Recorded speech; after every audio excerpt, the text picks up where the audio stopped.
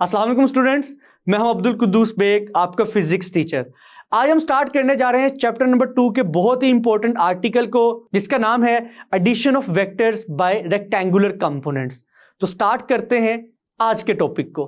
Students, हमारा आज का टॉपिक बहुत ही इंपॉर्टेंट है, जिसमें हम वेक्टर्स को ऐड करेंगे बाय रेक्टेंगुलर कंपोनेंट्स। तो स्टूडेंट्स, टॉपिक की हेडिंग आप देख सकते हैं, vector addition by rectangular components. तो इस टॉपिक को स्टार्ट करते हैं इंट्रोडक्शन से।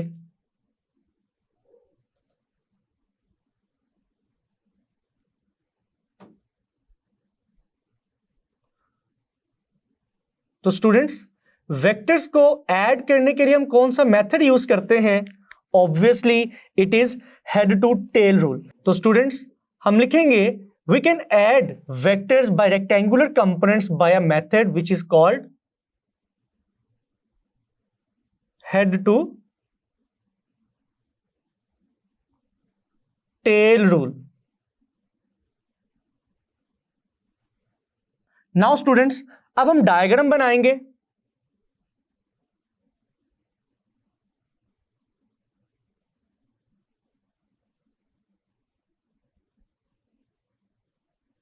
स्टूडेंट्स, डायग्राम में हम देखेंगे we have two vectors A and B, जिनको हम head to tail rule method से ऐड करेंगे और रिजल्टेंट वेक्टर आर आएगा। तो students, for example we have a X Y plane. Students, diagram बहुत इंपॉर्टेंट है क्योंकि it is little bit complex, तो हम इसको स्टेप बाय स्टेप कंप्लीट करेंगे। Now students, for example students, first of all we have a first vector A which is represented bye a directed line OM। हमारे पास एक vector A है जिसको हम represent करेंगे OM से। Now students, we have a second vector B which is represented by a directed line ON. Now students, अब हम vector B को वेक्टर A में ऐड करेंगे with the help of head to tail rule, जिसके लिए मैं vector B को redraw करूंगा on the head of vector A। तो आप देख सकते हैं students, this is vector B। और स्टूडेंट्स, रिजल्टेंट वेक्टर कैसे आएगा? by joining the tail of the first vector with the head of the last vector. So students, this is the resultant vector R, which is equal to A plus B, and resultant vector is represented by a directed line OP. Now students, step number 1 हमने complete कर लिया है। हमने A और B को add किया और हमारे पास रिजल्टेंट वेक्टर R आया। नाउ स्टूडेंट्स, जैसा कि हमने प्रीवियस लेक्चर में सीखा कि किस तरह से एक वेक्टर को उसके रेक्टेंगुलर कंपोनेंट्स में डिवाइड किया जा सकता है, सिमिलरली स्टूडेंट्स, हम वही मेथड यहां पर अप्लाई करेंगे, जिसमें हम सबसे पहले वेक्टर ए को उसके रेक्टेंगुलर कंपोनेंट्स में डिवाइड करेंगे, देन हम वेक्टर बी को उसके रेक्टेंगुलर कंपोनेंट्स में डिवाइड करेंगे। तो आप देख सकते हैं वेक्टर ए के 2 कंपोनेंट्स क्या होंगे? This is AY, the Y component of vector A, and students, this will be the X component of vector A, AX. Similarly students, हम वेक्टर B को उसके रेक्टेंगुलर कंपोनेंट्स में डिवाइड करेंगे।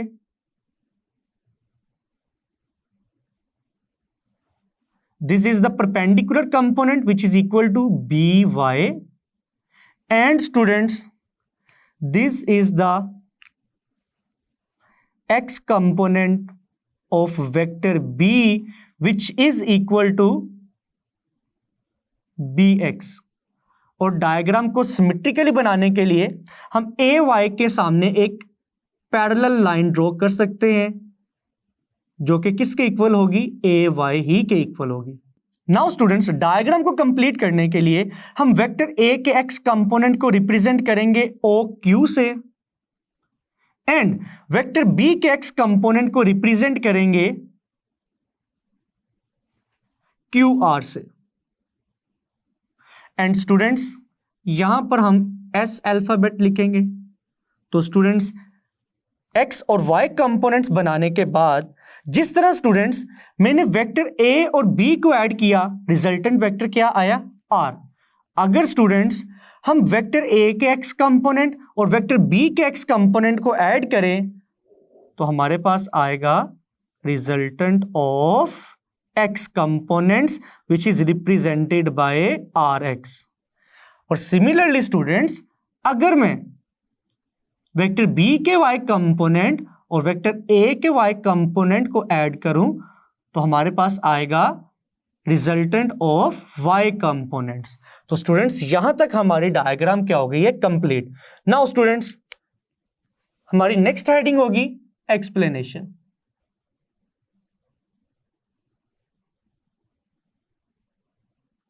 और students diagram में जो भी वर्किंग हमने की है सबसे पहले हम उसको एक्सप्लेन करेंगे, अगर एग्जाम में यही क्वेश्चन आ जाता है तो। नाउ स्टूडेंट्स डायग्राम को कंप्लीट करने के बाद आप देख सकते हैं रिजल्टेंट आर वेक्टर कैसे आया? By adding vector A and B.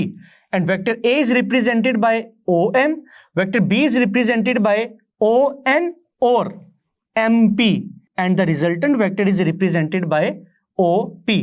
तो स्टूडेंट्स हम लिख सकते हैं, अगर हम ओ एम को एम पी में ऐड करें तो हमारे पास रिजल्ट क्या आएगा? ओपी। और अगर हम इन डायरेक्टेड लाइंस की वैल्यूज पुट करें, OP is equal to resultant vector R, O M is equal to vector A and M P is equal to vector B. तो students this is the formula for resultant vector. Now students resultant vector को represent करने के बाद हम X components और Y components को discuss करते हैं। तो सबसे पहले हम लिखेंगे एक्स कंपोनेंट्स, के डायग्राम में जितने भी एक्स कंपोनेंट्स हैं सबसे पहले हम उनको देखते हैं। तो स्टूडेंट्स हम लिख सकते हैं वेक्टर ए का एक्स कंपोनेंट क्या है? ए एक्स। वेक्टर बी का एक्स कंपोनेंट क्या है? B x. स्टूडेंट्स जिस तरह से हमने वेक्टर ए और बी को ऐड करके रिजल्टेंट वेक्टर आर हासिल किया, सिमिलरली अगर मैं वेक्टर ए के एक्स कंपोनेंट और वेक्टर बी के एक्स कंपोनेंट को ऐड करूं तो हमारे पास रिजल्टेंट ऑफ एक्स कंपोनेंट्स का आंसर आएगा। लेकिन स्टूडेंट्स उससे पहले हम देखेंगे ए एक्स को हमने रिप्रेजेंट किया है ओ क्यू से एंड बी एक्स को हमने रिप्रेजेंट किया है एम एस या फिर क्यू आर से। तो हम लिख सकते हैं if we add OQ and QR, students हम QR की जगह MS भी लिख सकते हैं because these two lines are parallel to each other. इन दोनों को ऐड किया तो हमारे पास टोटल वैल्यू क्या आएगी? OR। नाउ स्टूडेंट्स अगर हम इनकी वैल्यूज पुट करें, OR is equal to resultant of x components and OQ is equal to x component of vector A and QR is equal to x component of vector B। तो students ये formula आ गया resultant of x components के लिए। Similarly students resultant of x components को निकालने के बाद अब हम फॉर्मूला डिराइव करेंगे फॉर y कंपोनेंट्स और रिजल्टेंट ऑफ y कंपोनेंट्स। तो स्टूडेंट्स उससे पहले हम लिख सकते हैं वेक्टर a का y कंपोनेंट क्या है? ay। वेक्टर b का y कंपोनेंट क्या है? by। तो अगर अगेन हम डायग्राम को देखें तो स्टूडेंट्स आप देख सकते हैं कि अगर ay जिसको हमने रिप्रेजेंट किया है rs के साथ, इसको हम ऐड करें by में जिसको हमने रिप्रेजेंट किया है ps या फिर sp के साथ, अगर इन दोनों कंपोनेंट्स को ऐड करें तो हमारे पास रिजल्टेंट ऑफ y कंपोनेंट्स आएगा which is ry and it is represented by PR। तो हम स्टूडेंट्स लिख सकते हैं PR is equal to SR और RS प्लस SP। और स्टूडेंट्स अगर हम इनकी वैल्यूज पुट करें, PR is equal to resultant of y components, RS is equal to y component of vector A and SP is equal to y component of vector B। तो students ये formula हमने derive कर लिया है for the resultant of y components। Now students, from the definition of rectangular components हम लिख सकते हैं resultant vector R is divided or can be divided into two rectangular components। तो स्टूडेंट्स आप डायग्राम में देख सकते हैं resultant vector is R, OP। इस रिजल्टेंट वेक्टर को हम टू रेक्टेंगुलर कंपोनेंट्स में डिवाइड कर सकते हैं। One is perpendicular component which is represented by PR and it is equal to RY, and the second one is horizontal component which is represented by OR and it is equal to RX। तो students जिस तरह हमने अपने previous lecture में vector A को उसके two rectangular components में divide किया था और हमने एक रिजल्टेंट वेक्टर की फाइनल नोटेशन और फॉर्मूला को लिखा था, सिमिलरली स्टूडेंट्स हम यहां पर वो फॉर्मूला कैसे लिखेंगे? Resultant vector R is equal to RX I cap plus RY J cap. तो students with the help of diagram हमने लिखा resultant vector R is equal to the sum of resultant of X components and resultant of Y components. Students अब हम क्या करेंगे? अब हम just RX की वैल्यू पुट करेंगे which is equal to AX plus BX।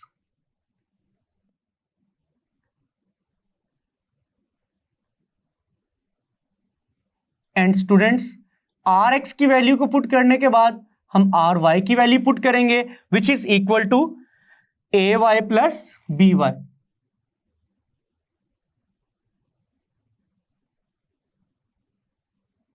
Students this is the final notation और formula for the resultant vector R। Now students अगर अगेन मैं प्रीवियस लेक्चर का रेफरेंस दूं तो रिजल्टेंट वेक्टर को हम दो हिस्सों में तोड़ सकते हैं, one is magnitude and second one is direction. Now students अब हम सबसे पहले इस रिजल्टेंट वेक्टर का मैग्नीट्यूड निकालेंगे, देन हम इस रिजल्टेंट वेक्टर की डायरेक्शन को कैलकुलेट करेंगे। तो स्टूडेंट्स हम लिख सकते हैं now we are going to calculate the magnitude of resultant vector R। तो स्टूडेंट्स जैसा कि हमने अपने प्रीवियस लेक्चर में सीखा था कि एक वेक्टर का मैग्नीट्यूड किसके इक्वल होगा? It will be equal to square root, then हम x कंपोनेंट्स का स्क्वायर लेंगे प्लस y कंपोनेंट्स का स्क्वायर फाइंड करेंगे। तो रिजल्टेंट वेक्टर R का मैग्नीट्यूड किसके इक्वल होगा? R is equal to square root RX square plus RY square.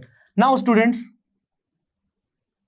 हम RX की वैल्यू पुट करेंगे which is equal to AX plus BX and RY की वैल्यू पुट करेंगे which is equal to AY plus BY whole square. तो students ये है final formula resultant vector का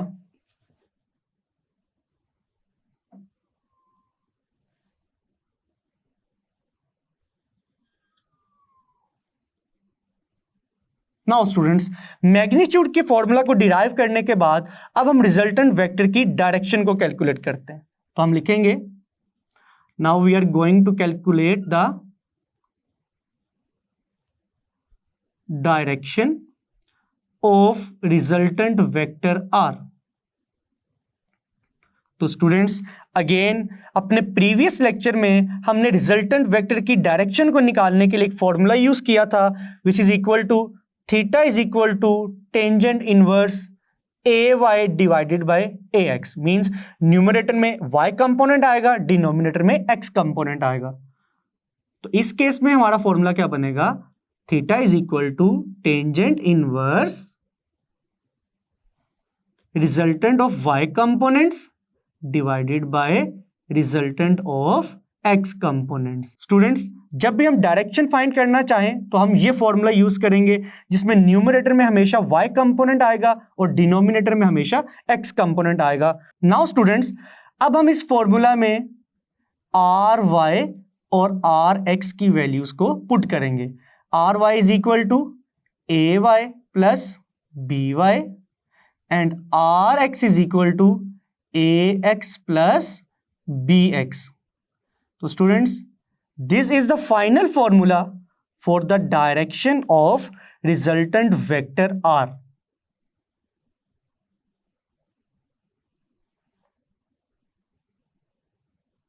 Now students, हम जितनी भी चीजों को एक्सप्लेन कर रहे हैं उसके बाद हमने रिजल्टेंट वेक्टर के मैग्नीट्यूड और डायरेक्शन के फॉर्मूलाज को कैलकुलेट किया।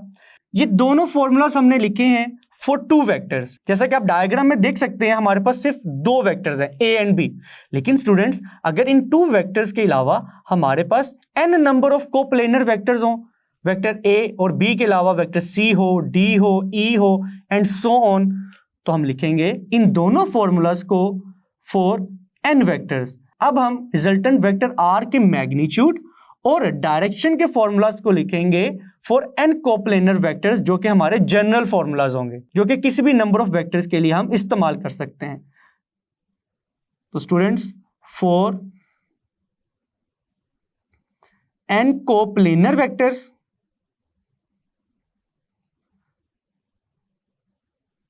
स्टूडेंट सबसे पहले आपको कोप्लेनर वेक्टर्स का पता होना चाहिए। को का मतलब होता है सेम,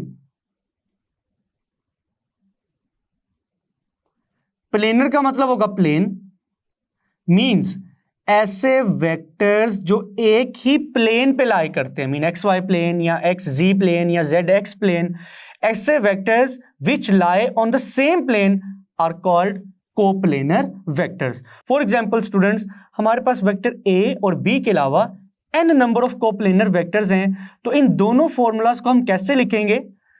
तो स्टूडेंट्स, मैग्नीट्यूड का फॉर्मूला चेंज हो जाएगा, R is equal to square root AX plus BX plus CX and so on whole square plus AY plus BY plus CY and so on and whole square. तो students, यह है general formula किसके लिए? Magnitude of resultant vector के लिए, जब हमारे पास n coplanar vectors हों। तो अगर हम डायरेक्शन का जनरल फॉर्मूला लिखना चाहते हैं तो स्टूडेंट्स, डायरेक्शन के लिए n कोप्लेनर वेक्टर्स के लिए फॉर्मूला क्या होगा? Theta is equal to tangent inverse AY plus BY plus CY and so on divided by AX plus BX plus CX and so on। तो स्टूडेंट्स, ये था general formula for the direction of a vector if we have n coplanar vectors.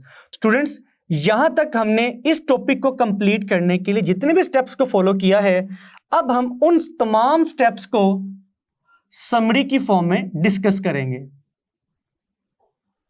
कि पूरे topic का खुलासा क्या है।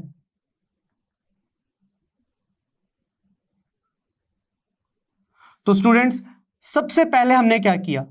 सबसे पहले हमने गिवन वेक्टर्स के x कंपोनेंट्स और y कंपोनेंट्स को फाइंड किया। तो आप लिख सकते हैं in step number 1, find the x components and y components of vector a and b। Now students, step 2 में हमने क्या किया? हमने वेक्टर a और वेक्टर b के जो x कंपोनेंट्स को निकाला था, इनको ऐड करने से हमने रिजल्टेंट ऑफ x कंपोनेंट्स की वैल्यू को कैलकुलेट किया। देन सिमिलरली हमने ए वाई एंड बी वाई को ऐड करके रिजल्टेंट ऑफ वाई कंपोनेंट्स की वैल्यू को ऐड किया। तो स्टूडेंट्स स्टेप 2 और 3 में हम लिखेंगे we find the resultant of x components which is equal to A x plus B x. And students next step में हमने रिजल्टेंट ऑफ वाई कंपोनेंट्स की वैल्यू को कैलकुलेट किया which is equal to A y plus B y. Now students फिर हमने क्या किया, फिर हमने रिजल्टेंट वेक्टर के मैग्नीट्यूड को कैलकुलेट किया जिसका फॉर्मूला क्या था, R is equal to square root are x square plus R y square.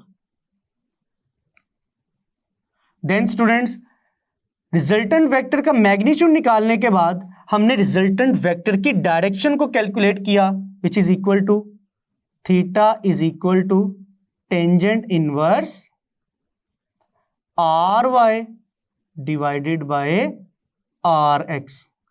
तो स्टूडेंट्स ये थी पूरे टॉपिक की समरी जिनको हमने 5 स्टेप्स में एक्सप्लेन किया है। स्टूडेंट्स इस टॉपिक की समरी को डिस्कस करने के बाद अब हम डिस्कस करेंगे एंगल थीटा को। एंगल थीटा को डिस्कस करने से पहले आपको क्वाड्रेंट्स का पता होना चाहिए और उसमें हम देखेंगे कि हमारा रिजल्टेंट वेक्टर किस क्वाड्रेंट में लाई कर सकता है। तो स्टूडेंट्स हमारी नेक्स्ट हेडिंग होगी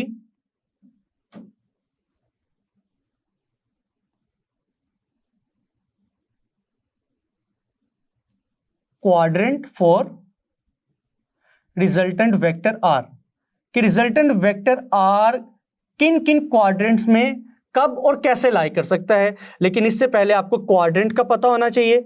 स्टूडेंट्स अगर मैं एक्स वाई प्लेन को कंप्लीटली ड्रॉ करूं तो आप देख सकते हैं कि एक्स वाई प्लेन में टोटल 4 पार्ट्स होते हैं और हर पार्ट को हम क्वाड्रेंट कहते हैं। For example students positive x, negative x, positive y and negative y. Students first part को हम फर्स्ट क्वाड्रेंट कहेंगे, सेकंड पार्ट को सेकंड क्वाड्रेंट, और स्टूडेंट्स हम फर्स्ट क्वाड्रेंट से सेकंड क्वाड्रेंट की तरफ एंटी क्लॉकवाइज डायरेक्शन में मूव करेंगे। This is the third quadrant and this is the fourth quadrant.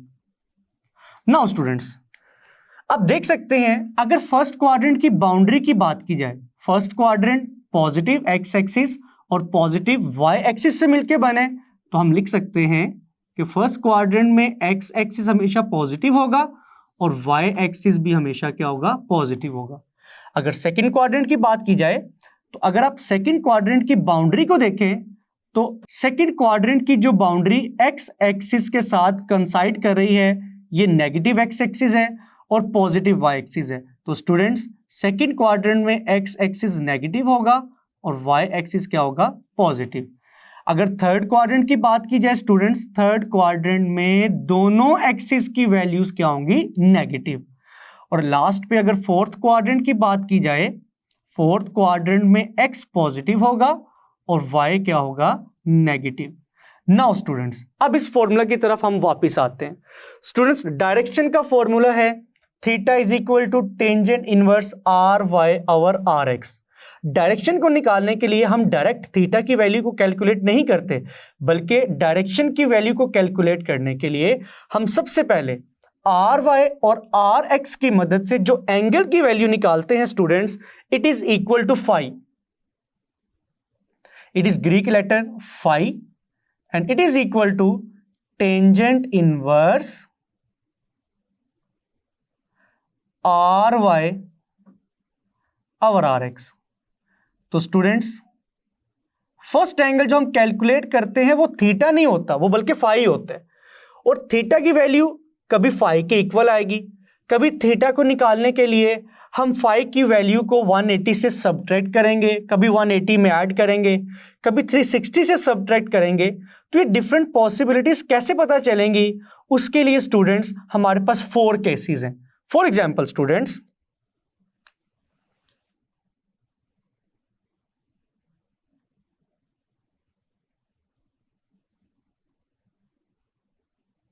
जिस तरह से हमारे पास 4 क्वाड्रेंट्स हैं और आप 4 क्वाड्रेंट्स में देख सकते हैं अगर आर एक्स और आर वाई दोनों पॉजिटिव हैं, इट मींस दैट कि हमारा रिजल्टेंट वेक्टर किस क्वाड्रेंट में लाई करेगा, फर्स्ट क्वाड्रेंट में। जो कि इसी टॉपिक में जब हमने डायग्राम को ड्रॉ किया स्टूडेंट्स, आपने देखा कि वेक्टर ए भी फर्स्ट क्वाड्रेंट में था, वेक्टर बी भी फर्स्ट क्वाड्रेंट में था और रिजल्टेंट वेक्टर भी फर्स्ट क्वाड्रेंट में था।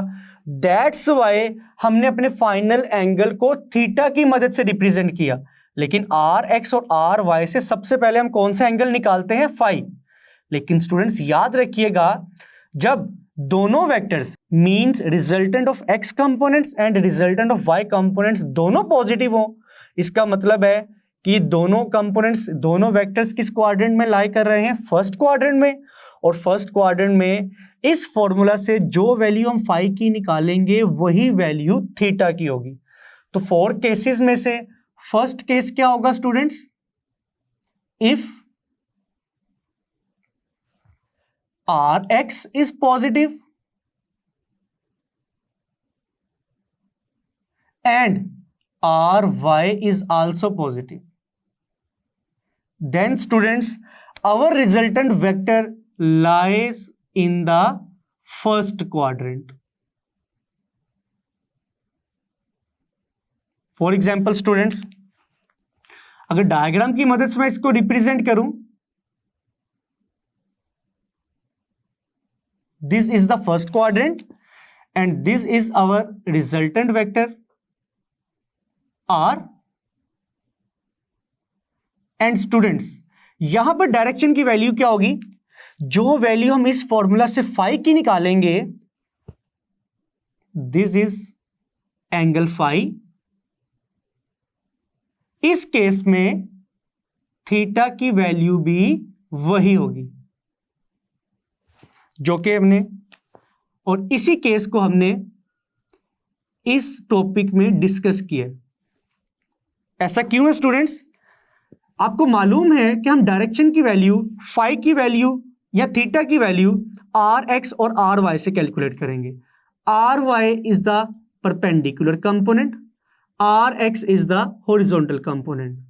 स्टूडेंट्स इस केस में आर वाई और आर एक्स से जो एंगल कैलकुलेट होगा, it is equal to phi and phi is equal to theta. Students अगर हम सेकंड केस को डिस्कस करें, तो स्टूडेंट्स सेकंड केस में क्या होगा, if R x is negative and R y is positive. तो स्टूडेंट्स अगर ये दो पॉसिबिलिटीज हो कि आर एक्स नेगेटिव है, आर वाई पॉजिटिव है, देन रिजल्टेंट वेक्टर किस क्वाड्रेंट में होगा, सेकंड क्वाड्रेंट में। अगर डायग्राम की मदद से इसको रिप्रेजेंट किया जाए तो स्टूडेंट्स आप देख सकते हैं, for example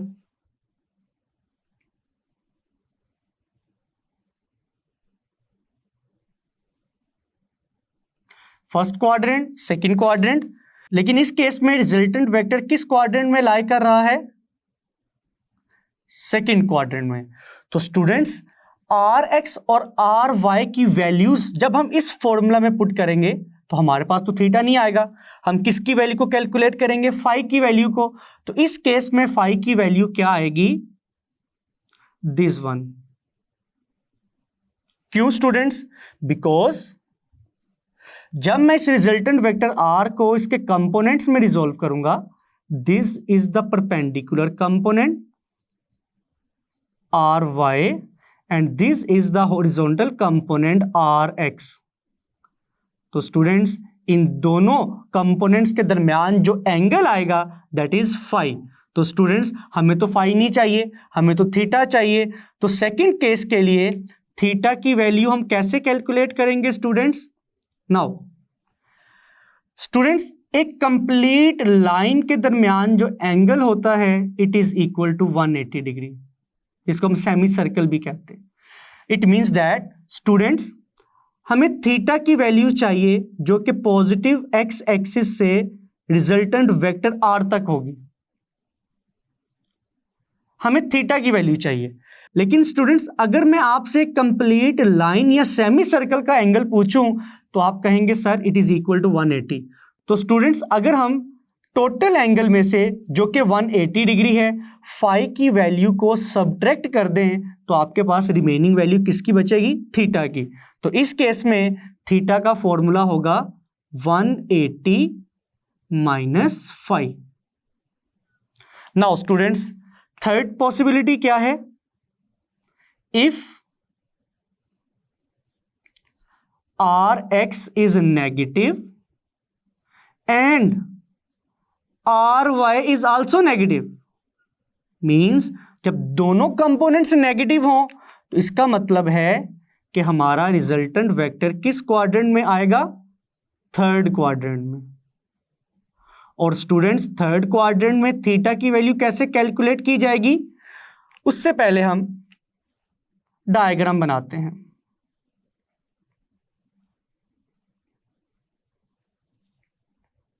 students, third quadrant में हमारा वेक्टर किस तरह से मौजूद होगा? It is our resultant vector R. Now students, again R x and R y की वैल्यूज की मदद से जो हम एंगल की वैल्यू निकालेंगे, it is equal to phi. और फाई इस केस में कहां पर बनेगा? This one. ऐसा कैसे students? This is the y component of resultant vector r and this is the x component of resultant vector r। तो अगेन इन दोनों कंपोनेंट्स के दरमियान जो एंगल बन रहा है इट इज फाई, जो कि यहां बनेगा।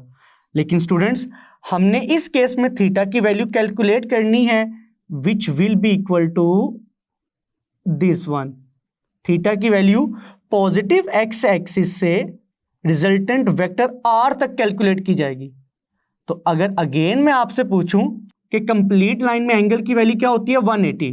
तो इट मींस दैट आप देख सकते हैं कि इस केस में अगर मैं 180 में फाई की वैल्यू को ऐड कर दूं तो हमारे पास टोटल एंगल थीटा की वैल्यू आएगी। तो इस केस में थीटा का फॉर्मूला आएगा theta is equal to 180 plus 5। Now students, last possibility क्या है कि अगर आर एक्स पॉजिटिव हो एंड आर वाई नेगेटिव हो, इट मींस दैट कि रिजल्टेंट वेक्टर किस क्वाड्रेंट में लाई करेगा? फोर्थ क्वाड्रेंट में। तो स्टूडेंट्स, फोर्थ क्वाड्रेंट में अगर हम रिजल्टेंट वेक्टर की डायरेक्शन निकालना चाहते हैं, थीटा की वैल्यू कैलकुलेट करना चाहते हैं, तो उसके लिए सबसे पहले हम डायग्राम बनाएंगे।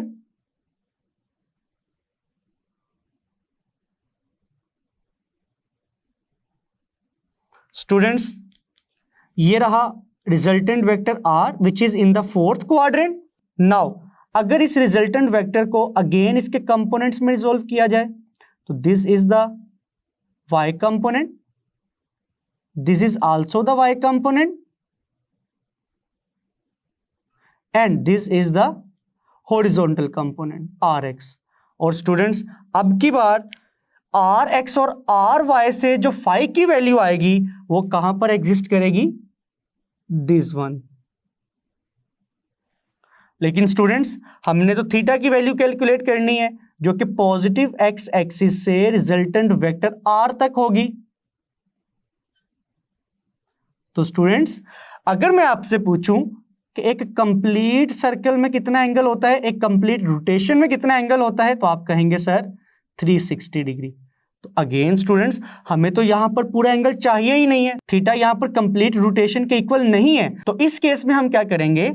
हम पूरे एंगल में से जो कि 360 है, अगर फाई की वैल्यू को सब्ट्रैक्ट कर दें तो हमारे पास थीटा की वैल्यू आ जाएगी और थीटा के फॉर्मूले को हम लिख सकते हैं 360 माइनस 5। तो स्टूडेंट्स, याद रखिएगा, जब दोनों कंपोनेंट्स पॉजिटिव हों तो आपका रिजल्टेंट वेक्टर फर्स्ट क्वाड्रेंट में लाई करेगा और रिजल्टेंट वेक्टर के थीटा की वैल्यू फाई के वैल्यू के इक्वल आएगी। और फाई की वैल्यू हम कहां से कैलकुलेट करेंगे? With the help of this formula. अगर स्टूडेंट्स आर एक्स नेगेटिव हो, आर वाई पॉजिटिव हो, it means that resultant vector second quadrant में लाई करेगा जिसके लिए थीटा की वैल्यू कैलकुलेट करने के लिए हम 180 माइनस 5 का फॉर्मूला यूज करेंगे। लेकिन स्टूडेंट्स अगर दोनों कंपोनेंट्स नेगेटिव हो तो आपका रिजल्टेंट वेक्टर थर्ड क्वाड्रेंट में लाई करेगा, जिसके लिए थीटा की वैल्यू कैलकुलेट करने के लिए हम ये फॉर्मूला यूज करेंगे, theta is equal to 180 plus 5। और स्टूडेंट्स अगर आर एक्स पॉजिटिव हो, आर एक्स नेगेटिव हो तो रिजल्टेंट वेक्टर फोर्थ क्वाड्रेंट में लाई करेगा, और फोर्थ क्वाड्रेंट में थीटा की वैल्यू कैलकुलेट करने के लिए हम जो फॉर्मूला यूज करेंगे वो है 360 माइनस 5। स्टूडेंट्स ये 4 पॉइंट्स बहुत ही इंपॉर्टेंट हैं। ये 4 पॉइंट्स एमसीक्यूज के तौर पर भी पूछे जा सकते हैं, इनमें से शॉर्ट क्वेश्चन भी आ सकता है। तो याद रखिएगा कि क्वाड्रेंट्स के लिए 4 पॉसिबिलिटीज कौन कौन सी हैं। लास्ट पॉइंट इज स्टूडेंट्स, जब हम न्यूमेरिकल्स के अंदर रिजल्टेंट वेक्टर की वैल्यू कैलकुलेट करेंगे और अगर हमें आर एक्स और आर वाई में से दोनों या कोई नेगेटिव वैल्यू में गिवन है, तो जब हम आर एक्स और आर वाई की वैल्यू को फाई के फॉर्मूले में पुट करेंगे तो देन हम आर वाई और आर एक्स को पॉजिटिव कंसीडर करेंगे। लेकिन अगर आर एक्स और आर वाई में से कोई एक या दोनों नेगेटिव हैं तो नेगेटिव साइन हम फॉर्मूले में पुट नहीं करेंगे। नेगेटिव और पॉजिटिव साइन जस्ट हमें ये चीज बता रहा है कि रिजल्टेंट वेक्टर किस क्वाड्रेंट में लाई करेगा। स्टूडेंट्स आज हमने addition of vectors by rectangular components के टॉपिक को कंप्लीट किया है। ये टॉपिक बोर्ड के पॉइंट ऑफ व्यू से बहुत इंपॉर्टेंट है, इसको अच्छे से प्रिपेयर कीजिएगा। मिलते हैं नेक्स्ट लेक्चर में, तब तक के लिए अपना ख्याल रखिएगा। अल्लाह हाफिज।